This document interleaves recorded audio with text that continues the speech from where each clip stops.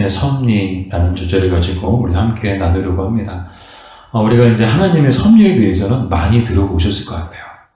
늘 우리는 들었어요. 이 하나님의 섭리에 대해서.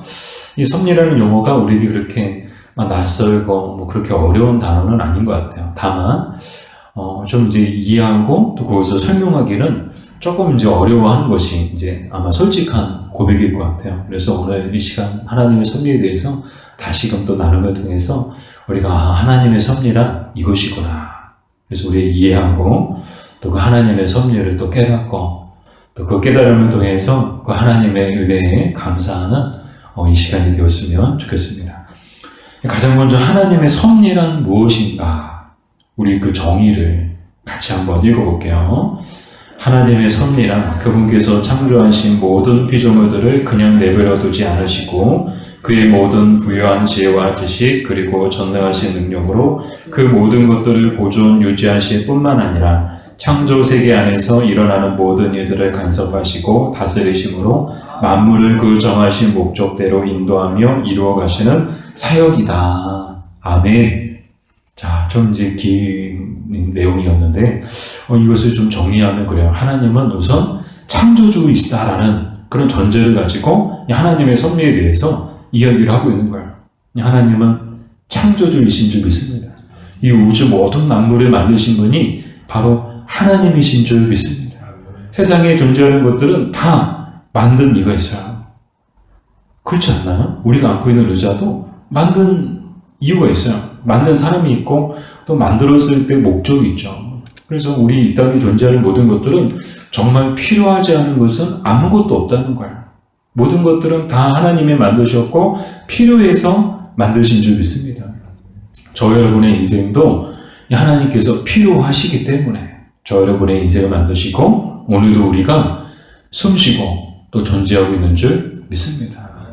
그러니까 인생의 가치는 우리가 결정하는 게 아니고 만드신 분에 따라서 그 가치가 결정되죠. 그래서 우리는 이제 하나님의 창조하심에 대해서도 우리가 앞 시간에 살펴봤어요. 많은 우주 만물, 모든 피조물들을 하나님이 다 만드시는데 특별히 정말 특별한 존재로서 그 피조물들 중에서도 정말 우월한 존재로 만든 피조물이 있는데 그게 바로 저와 여러분인 줄 믿습니다. 사람만은 그 많은 피조물들 중에서도 특별한 피조물로 만드셨죠. 하나님의 형상대로 만드셨죠. 그래서 우리 인간 안에는 하나님의 형상이 투영되어 있다는 거예요. 그래서 우리는 사람을 함부로 대해서는 안 된다. 특히 그리스도인들은 사람을 대할 때 늘 하나님의 형상을 대하듯 늘 하나님께 대하듯 사람들을 대해야 된다는 거예요. 함부로 무시하고 함부로 대하면 안 된다는 거예요. 사람들에 대해서도 함부로 판단하거나 함부로 정지하거나 함부로 말해서도 안 된다는 거예요. 우리가 만나는 모든 사람들은 다 하나님의 형상대로 창조된 사람들이야. 우리만 귀한 게 아니에요. 하나님이 만드신 모든 사람들이 다 하나님의 형상대로 창조된 사람들인 줄 믿습니다.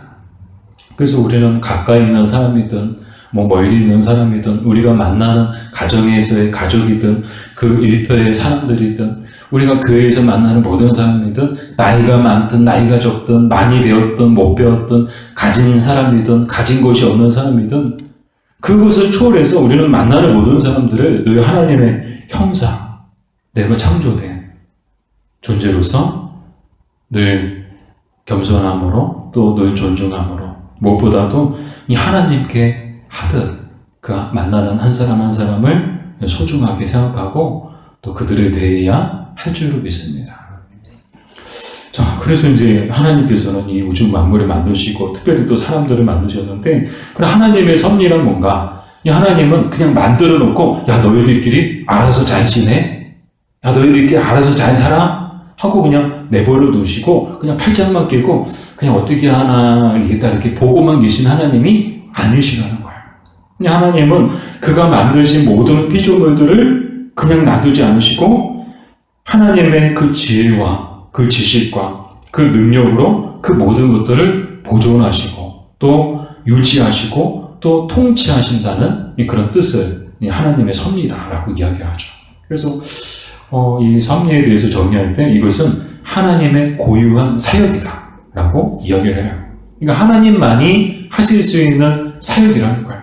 저도 사역자고 우리 전도사님도 사역자고 또 더 넓은 의미에서는 저와 여러분 모두가 다 이 하나님의 일을 하는 사역자들이죠. 그러나 이 섭리라는 것은 오직 하나님만이 하실 수 있는 하나님만의 고유한 사역이죠. 그래서 하나님은 지금도 사역을 계속하고 있어요. 하나님은 안식년도 없어요. 하나님은 안식일도 없어요. 365일 24시간 졸지도 않으시고 주무시지도 않으시고 늘 계속해서 이 섭리의 사역을 감당하고 계시는 줄 믿습니다. 그 모든 피조물들이 다 하나님의 철저한 감시와 또 철저한 그 보호하신 가운데 그 하나님이 정하신 목적대로 이루어져 가고 있다는 거예요. 이게 하나님의 섭리다. 그래서 우리는 이렇게 정리할 수 있죠. 하나님은 창조주이실 뿐만 아니라 보호자이시고 통치자이시다. 사랑하는 여러분, 이 세상을 다스리는 분은 이렇게 미국의 대통령이 누구죠? 갑자기 생각이 안 나네. 네? 바이든. 갑자기 미국 대통령 이름 생각이 안 나죠. 네. 바이든 대통령. 이 세상을 움직이고 이 세상을 다스리는 사람은 바이든이 아니에요. 김정은이 아니에요. 푸틴이 아니에요. 시진핑이 아니에요. 이 세상을 다스리고 이 세상의 가장 강력한 분은 바로 이 세상을 창조하시고 이 세상을 통치하시는 하나님이신 줄 믿습니다. 그렇다면 교회는 어떨까요? 교회도 마찬가지죠. 교회를 다스리는 분은 바로 하나님이신 줄 믿습니다. 하나님이 교회를 만드셨거든요. 교회를 세우신 분도 하나님이시고 교회를 보존하시고 통치하시는 분도 하나님이신 줄 믿습니다. 교회의 주인도 하나님이신 줄 믿습니다. 인생도 마찬가지죠. 우리 인생을 다스리시고 우리 가정을 다스리시는 분도 우리 가정의 가장이고 인생의 주인은 나고 아니요, 이거는 이 세상의 가치관이에요. 기독교적 세계관으로 우리가 생각하고 또 성경적 그 가치관을 가지고 생각할 때 우리 인생의 주인은 우리가 아니죠. 사람이 아니죠. 바로 하나님이신 줄 믿습니다. 우리 가정의 주인도 하나님이신 줄 믿습니다. 우리 가정을 다스리시는 분도 이 하나님이신 줄 믿습니다. 이게 기독교적 이 신앙이죠. 바라기는 늘 이 믿음의 고백을 가지고 사는 저와 여러분 되기를 주님의 이름으로 축복합니다. 자, 두 번째로 하나님의 섭리는 어떻게 구분되나요? 자, 크게 두 가지 구분이 있는데 이 기독교 강요에는 하나님의 섭리의 대상에 따른 구분이 나오거든요. 그래서 그 섭리하시는 대상에 따라서 크게 두 가지로 구분되죠. 먼저는 일반 섭리 그리고 특별 섭리, 이렇게 섭리지만 일반 섭리가 있고 특별 섭리로 이 구분이 되는 거예요. 그래서 일반 섭리란 뭔가 하면 하나님이 창조하신 그 우주 만물 전체를 보존하시고 또 다스리시는 것, 그게 일반 섭리라고 이야기를 해요. 그래서 대표적으로 우리가 성경에서 찾아볼 수 있는 내용이 마태복음 10장 29절이죠. 마태복음 10장 29절 같이 읽어볼까요? 참새 두 마리가 한 아사리온에 팔리지 않느냐? 그러나 너희 아버지께서 허락하지 아니하시면 그 하나도 땅에 떨어지지 아니하리라. 아멘. 참새 한 마리도 하나님이 허락하지 않으시면 떨어지지 않는다는 거예요. 처음에도 말씀을 드렸습니다. 세상에 존재하는 것은 다 만드신 분이 있기 때문에 존재하는 것이고 또 만드신 분명한 목적과 이유가 있기 때문에 존재하는 것이다. 우리 인생도 그렇잖아요. 우리 가정도 그렇잖아요. 우리 집에도 그렇잖아요. 필요하지 않는 물건은 집에 쌓아두고 있는 사람은 없어요. 필요하지 않으면 다 갖다 버려요. 우리 인생도 그렇죠.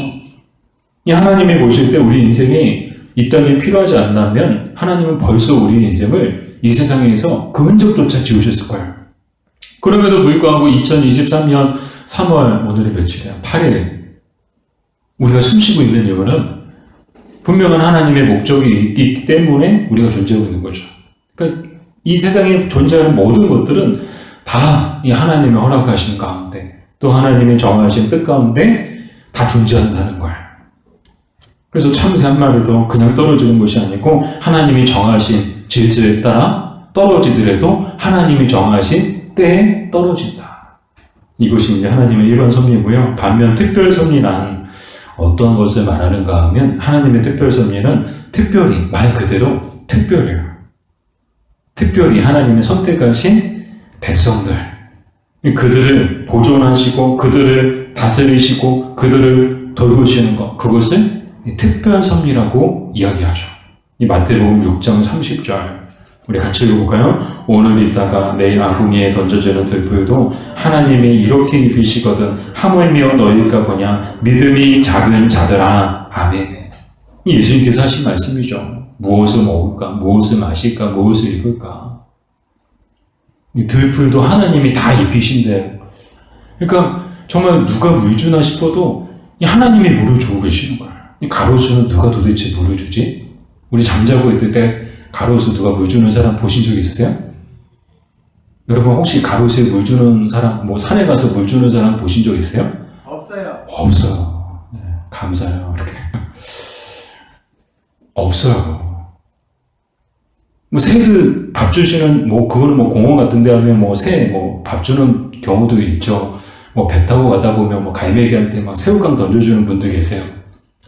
근데 그 많은 새들, 하늘에 그 많은 새들, 누가 먹이시고 누가 입히시고 누가 돌보시는가? 하나님이 입히시고 돌보시죠. 하물며 하나님이 특별히 하나님의 그 특별한 존재로 하나님의 형상대로 창조된 사랑하는 그 사람들을 하나님께서 특별히 돌보신다는 거예요. 근데 이 모든 사람들을 다 특별히 돌보시느냐? 그렇지 않죠. 이 특별 섭리는 오직 하나님의 선택받은 사람들, 그 하나님의 구속함을 받은 이 백성들, 그들을 향한 이 하나님의 특별한 사역이 바로 특별 섭리라는 거예요. 이것을 생각할 때, 우리는 정말 하나님의 특별한 사랑과 또 특별한 은혜를 입은 사람들인 줄 믿습니다. 우리 옆에 분하고 있을까요? 당신은 하나님의 특별한 사랑을 받았습니다. 또 한 번 있을까요? 당신은 하나님의 특별한 은혜를 입은 사람입니다. 이것만 생각해도 우리는 참 감사하잖아요. 감사의 조건이요 너무 많아요. 너무 많아서 셀 수가 없어요. 셀 수가. 감사 노트를 나눠드렸는데 여러분 쓰고 계세요? 여러분 생각해 보세요. 이렇게 감사할 거 생각하면요 원망과 불평이 들어올 수가 없어요. 감사한 게 너무 크거든요. 제가 개척했을 때도 개척에서 뭐 제가 몇 번 말씀을 드렸죠. 주변에서 개척에서 얼마나 힘드시냐고. 힘든 거 사실이야. 그러나 힘든 것보다 개척에서 받은 은혜가 더 크다고. 그래서 그 은혜가 그 힘든 것들을 다 덮어버리더라고요. 다 감싸버리는 거예요. 만약 개척에서 힘든 게 뭐 그 개척에서 받은 은혜보다 더 컸다면 아마 모르겠어요. 계속 사역을 할 수 있었을까? 계속 교회 문을 열고 있었을 수 있었을까? 라는 생각도 하게 되죠. 마찬가지입니다. 우리 인생에도 하나님께서 베푸신 은혜가 너무 커요. 그러니까 우리가 원망하고 불평하는 거 보면은요, 다 작은 거예요. 그 몇 가지, 아무것도 아닌 거. 이 출애굽한 이스라엘 백성들이 뭐 마실 물이 없다고, 먹을 양식이 없다고, 막 불평하고 원망하는 거. 이 생각해 보면 이 하나님이 그들에게 베푸신 은혜가 엄청나요. 엄청 큰 은혜를 베풀어 주셨어요. 노예에서 해방시켜 주셨어요. 애굽에 종살이하던 그 종살이하던 노예 이스라엘 백성들을 이 애굽의 그 노예에서 해방시켜 준 거예요. 정말 우리나라 3.1절 같고 이 8.15 광복절 같은 정말 이게 잊을 수 없는 그런 은혜를, 엄청난 은혜를 받았죠. 그럼에도 불구하고 작은 것에 원망하고 불평하는 사람들의 모습을 보게 되죠. 자, 중요한 건 뭐예요? 하나님은 이렇게 하나님이 선택하여 부르신 자들을 특별히, 저는 수요일에 나오신 분들을 특별히 사랑합니다. 금요일에 나오시는 분들도 특별히 사랑합니다. 새벽에 나오시는 분들도 특별히 사랑합니다. 주일에 나오시는 분들도 특별히 사랑합니다. 또 여기서 또 이렇게 수요일에 나오시는 분들만 사랑하고 금요일에 나오시는 분들만 사랑한다고 그러면은 또 다른 분들이 서운해하세요. 저는 다 사랑해요. 다 특별해 보여요. 수요일에 나오시는 분들은 그 나오시는 분들대로 특별해 보이고, 금요일에 나오시는 분들도 특별해 보이고, 주일에 나오시는 분들도 특별해 보이죠. 이렇게 하나님의 사랑, 하나님의 선택을 받은 사람들에게는 이런 하나님의 특별한 은혜가 임한다는 거죠.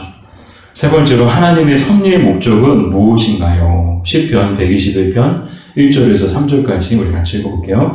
내가 산을 향하여 눈을 들이라. 나의 도움이 어디서 올까? 나의 도움은 천지를 지으신 여호와에게서로다. 여호와께서는 너를 실족하지 아니하게 하시며 너를 지키시는 이가 조이지 아니하시리로다. 아멘.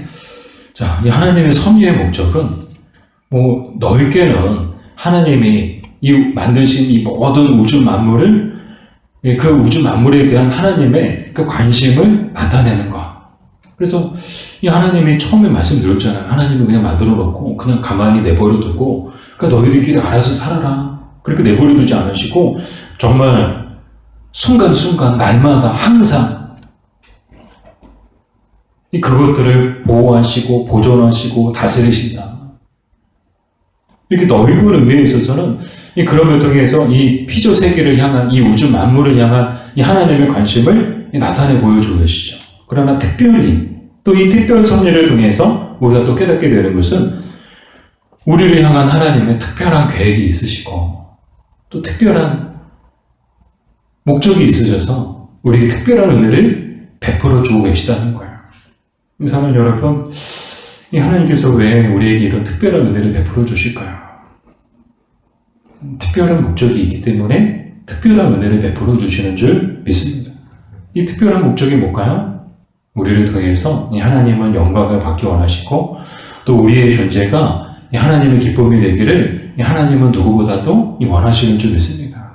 그래서 우리가 그 목적에 합당하게 살아갈 때 우리의 존재는 하나님의 기쁨이 되는 거예요. 그래서 그냥 보고 있기만 해도 우리의 존재 자체가 하나님 앞에 기쁨이 되는 거예요. 우리도 자녀를 키우죠. 그 자녀를 키우면요, 그냥 보고 있어도 그냥 기뻐요. 그냥 보고 있는 것만으로도 기뻐요. 근데 예쁜 짓을 하면 더 예뻐요. 이렇게 우리의 존재가 그 하나님이 창조하신 또 특별한 은혜를 베푸신 그 목적에 합당한 삶을 살아갈 때 하나님의 기쁨이 되는 거죠. 그러나 반대로 말씀을 드리면 그 목적과 부합하는 삶을 살지 못하고 정반대되는 삶을 살게 될 때는 하나님의 기쁨이 되지 못한다는 거예요. 도리어 하나님의 마음을 근심케 하고요, 때로는 하나님의 진노를 유발하기도 하죠. 그래서 하나님이 진노 가운데 그 진노를 쏟아부으실 때도 성경에 보면 그 인류의 역사 가운데 여러 번 있었어요. 가장 대표적인 게 노아의 홍수 심판이었잖아요. 하나님이 다 쓸어버리시는 거예요. 그때는 물로서 다 심판하셨죠? 근데 최후 심판은 불로서 심판하실 것을 요한계시록에서 예언하고 계시죠. 이 바라기는 저와 여러분이 정말 하나님이 우리에게 베푸신 특별한 은혜를 받고 또 특별한 사랑을 받은 사람들답게 이 특별한 삶을 살아가는 그런 저와 여러분들 되기를 주님의 이름으로 축복합니다. 우리 특별한 사람들이에요. 그러니까 평범하게 살면은 될까요? 안 될까요? 우리는 평범하게 살면 안 돼요. 우리는 특별한 사람들답게 특별하게 살아야 하는 줄 믿습니다. 특별한 은혜를 받고 특별한 사랑을 받은 특별한 사람들답게 살아가야 된다는 거예요. 우리 옆에 분하고 인사할까요? 특별한 사람답게 삽시다. 특별한 사람답게 삽시다.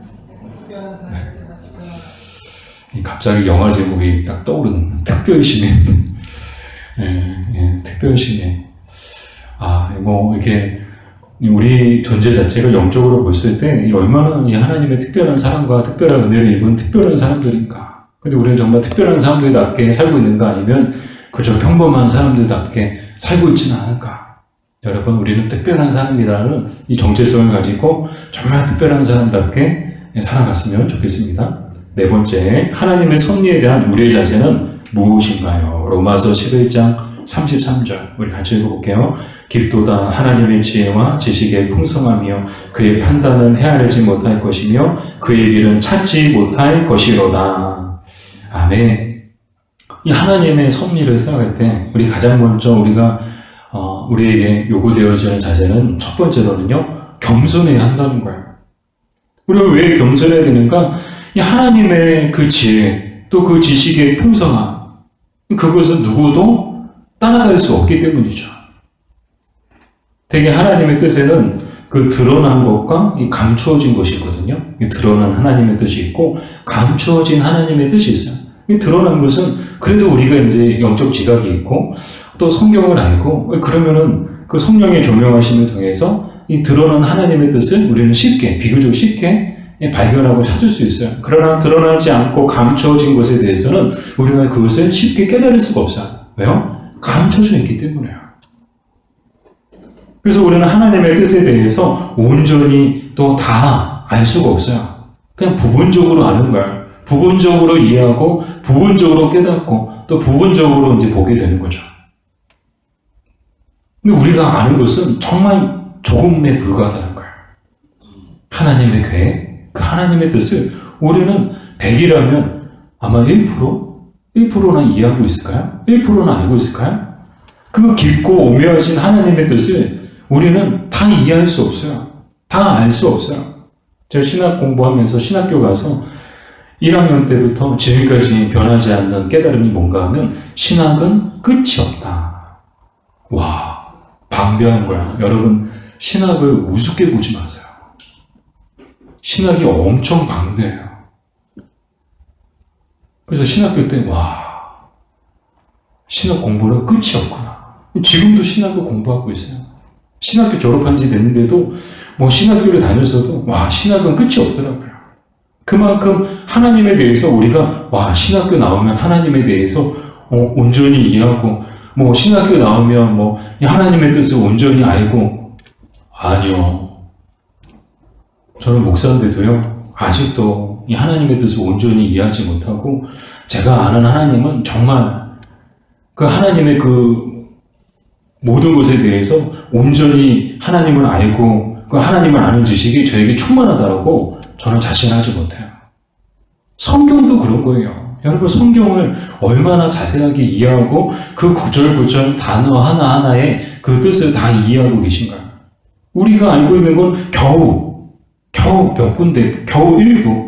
그것도 온전히 바르게 이해하고 있는지는 검증이 필요해요. 성경 구절은 많이 알아요. 성경 내용은 많이 알아요. 그러나 그 가운데 담겨진 하나님의 뜻, 그것의 정확한 뜻, 그 가운데 담겨진 하나님의 기쁘신 뜻, 그것을 우리는 온전히 이해하지 못하죠. 그래서 우리는 늘 하나님 앞에 겸손해야 된다는 거예요. 그래서 항상 하나님 앞에 하나님의 뜻을 구하고 또 그 뜻이 이루어지기를 간절히 기도해야 하는 줄 믿습니다. 하나님의 섭리에 대한 또 두 번째 자세는 하나님을 전적으로 신뢰해야 한다는 거예요. 비록 하나님에 대해서 우리가 온전히 하나님의 뜻을 온전히 이해할 수 없고 알 수는 없지만 그럼에도 불구하고 이 하나님을 전적으로 신뢰해야 될 이유는 뭔가? 우리의 생각보다 하나님의 생각은 더 기쁘시기 때문이죠. 우리가 세운 계획보다 이 하나님의 세우신 계획은 훨씬 더 완벽하기 때문이죠. 사람들이 하는 거 보세요. 사람들이 계획을 세운 거 보세요. 엄청난 똑똑한 사람들이 막 했어도 막 무너지고 막 쓰러지고 막 고장나고. 그 계획들이 얼마나 불완전해요. 그러나 하나님의 계획은 완전하시다는 거예요. 그 방주를 보세요. 이 방주를 만들었을 때 그것이 얼마나 지금 현대 과학으로도 와, 그 당시에 그런 방주를 만들었다는 것은 엄청난 일이다. 그런 지혜를 가진 사람이 없었다는 거예요. 하나님이 만드신 거죠. 방주도 하나님이 만드신 거거든요.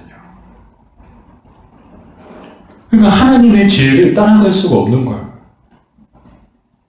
그러나 우리가 그럼에도 불구하고 하나님을 신뢰하며 나아갈 때 우리가 세운 것보다 또 우리가 꿈꾸는 것보다 또 우리가 소망하는 것보다 이 하나님은 더 온전하고 완전한 그 계획을 세우시고 그 계획 가운데로 우리를 인도하시기 때문인 줄 믿습니다. 그래서 우리는 비록 실수하고 막 실패한다 할지라도 이 하나님을 전적으로 신뢰하며 나갈 때 그 걸음걸음들을 인도해서 결국에는 온전한 하나님의 사람으로 우리를 세워가실 줄 믿습니다. 세 번째, 최선을 다해야 된다는 거예요. 그러니까 이제 하나님의 섭리를 이야기하면 혹 오해하시는 분들이 계세요. 마치 운명론이나 마치 숙명론이나 뭐 그런 것들을 말하는 것처럼 그렇게 받아들여서 그래 그럼 다 정해져 있다는 것 아니야. 인간의 인생이 다 정해져 있고 이 세상의 운명이 다 정해져 있다는 것 아니야. 운명이 뭐예요? 정해져 있다는 거거든요. 그러니까 인간이 아무리 거부한다고 해서 그 운명은 거부할 수 없어. 다 정해진 거니까 인간이 아무리 노력해도 그 운명은 바꿀 수 없어. 그러나 이것도 이 운명이라는 것도 다 이 세상의 가치관이에요. 인본주의적 가치관이죠. 우리 기독교에서는 운명을 믿지 않습니다. 우연을 믿지도 않죠.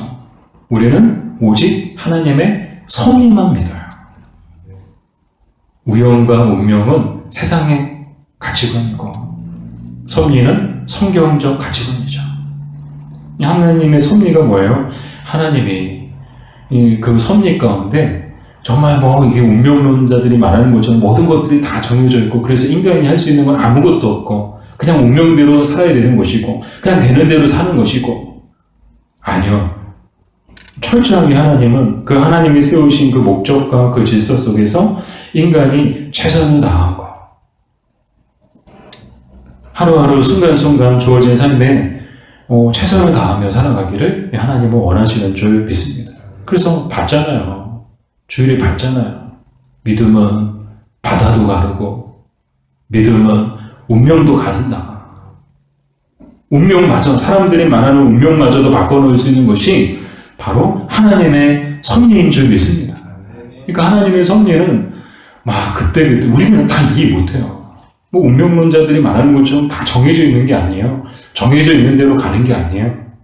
정해져 있어도 그것을 바꾸시는 분이 하나님이세요.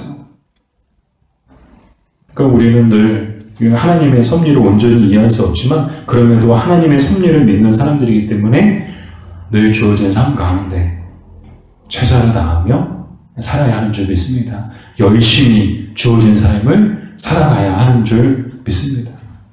마지막으로 다섯 번째, 하나님의 섭리가 주는 실질적인 유익은 무엇인가요? 이것도 세 가지인데요. 첫 번째는요, 평범한 일상에 감사하는 마음을 우리에게 준다는 거예요.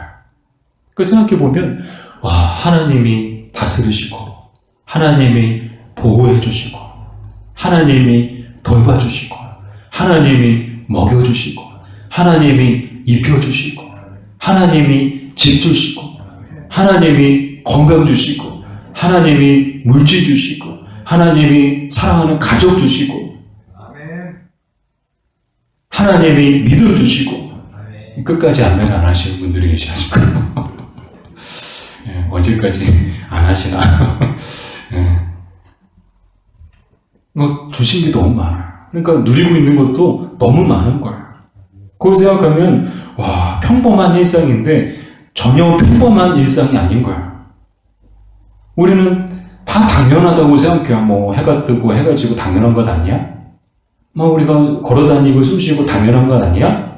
아, 내가 공부 열심히 해서 내가 이 대학 나오고 좋은 대학 나오고 그래서 내가 좋은 직장 들어가고 당연한 것 아니야? 아, 내가 열심히 일해서 내가 이렇게 돈 벌고 집 사고 차 사고 당연한 것 아니야? 아, 내가 잘 나가지고 이런 여자 만나고 이런 남자 만나고 내가 똑똑해서 내가 잘 나가지고 내 자녀들도 똑똑하고 잘 되고 건강하고 그런 것 아니야? 내가 믿음이 있으니까 내가 뭐 이렇게 교회에서 직분 받고 그런 것 아니야? 당연한 거는 아무것도 없더라고요. 다 하나님의 특별한 은혜, 특별한 사랑. 그 하나님의 섭리 가운데 우리가 그 하나님의 섭리의 결과로서 오늘 우리가 지금 이렇게 있다는 거예요. 내 노력으로, 내 의지로, 내 힘으로 오늘 이 시간 우리가 이렇게 숨쉬고 있는 게 아니에요. 보이지 않는 하나님의 손길이 현재 우리의 영혼과 우리의 삶과 우리 가정과 또 우리 교회와 또 이 나라의 민족을 붙들어주고 계시는 줄 믿습니다. 그러니까 모든 게 다 감사한 거예요. 감사한 거예요. 평범한 일상에 감사하는 마음을 갖게 한다는 거예요. 하나님의 섭리를 생각할수록. 사랑하는 여러분, 늘 하나님의 섭리를 묵상하시기를 주님의 이름으로 부탁을 드립니다. 아멘. 묵상할 때마다 우리 입술에서는 감사가 나오게 될 줄로 믿습니다. 또 하나님의 섭리가 주는 실질적인 유익 두 번째는 역경의 시기에는 인내를 우리에게 유익을 준다는 거예요. 힘들고 어려울 때 있죠. 인생이 항상 해피엔딩이 아니더라고요. 항상 즐겁고 항상 행복한 게 아니더라고요. 뭐 믿는 사람들도 똑같더라고요. 믿는 사람이라고 교회 다니는 사람이라고 항상 웃고 항상 기쁘고 항상 행복하지 않더라고요. 믿는 사람들에게도 때로는 역경에 환란에 그런 시간들이 찾아오죠. 그러나 하나님의 섭리는 그 역경의 시기에 우리를 인내하게 한다는 거예요. 그 내용이 로마서 8장 28절 말씀인데 우리 로마서 8장 28절 같이 한번 읽어볼게요. 우리가 알거니와 하나님을 사랑하는 자, 곧 그의 뜻대로 부르심을 입은 자들에게는 모든 것이 합력하여 선을 이루느니라. 아멘. 비록 인생에 정말 힘들고 어려운 순간들이 있지만 그럼에도 불구하고 그 가운데 우리가 인내하고 또 그 가운데 우리가 그 고난, 그 힘든 시기들을 버티고 견디고 이겨낼 수 있는 이유는 하나님은 모든 것을 합력해서 선을 이루시는 하나님이시기 때문이다. 오직 하나님의 섭리를 믿는 사람들에게 이런 유익이 있다는 거예요. 마지막으로 세 번째, 미래에 대해서는 염려하지 않는 자유를 주신다는 거예요. 왜요? 잘 안 될 수도 있어요. 어려움이 있을 수도 있어요. 그럼에도 불구하고 미래에 대해서, 내일에 대해서 염려하지 않는 이유는 하나님이 내 인생의 주인이시고 하나님이 나를 다스리시고 하나님이 나를 돌봐주시기 때문에 걱정하거나 염려하지 않게 된다는 거예요. 근데 왜 우리는 걱정하고 염려할까요? 하나님의 섭리를 묵상하지 않아서 그런 거예요. 하나님의 섭리를 묵상하면 묵상할수록 감사뿐이고 내일에 대한 염려가 없죠. 내일은 내일이 염려할 것이고 오늘 하루 사는 것도 버겁고 힘든데 내일 걱정. 우리는 내일은 없는 사람들이에요. 내일은 우리의 날이 아닌 거예요. 그렇다고 아무렇게나 사시라는 말씀은 또 아니에요. 그럼 오늘은 그냥 아무렇게나 사셔도 된다. 내일 이렇게 세상 끝나니까 그렇게 아무렇게나 사셔도 된다. 그런 의미는 결코 아니죠. 우리가 염려하지 않아도 하나님이 또 내일도 필요한 은혜들을 또 필요한 양식을 하나님께서 우리에게 공급해 주실 줄 믿습니다. 오늘 이제 말씀을 정리하면서 사랑하는 여러분, 하나님의 손이 항상 우리와 함께 하시고 또 우리를 지켜주시고 보호해 주시고 붙들어 주시며 우리의 삶을 이끌어 주시는 줄 믿습니다. 하나님의 섭리를 믿는 믿음으로 사는 저 여러분 되기를 주님의 이름으로 축복합니다.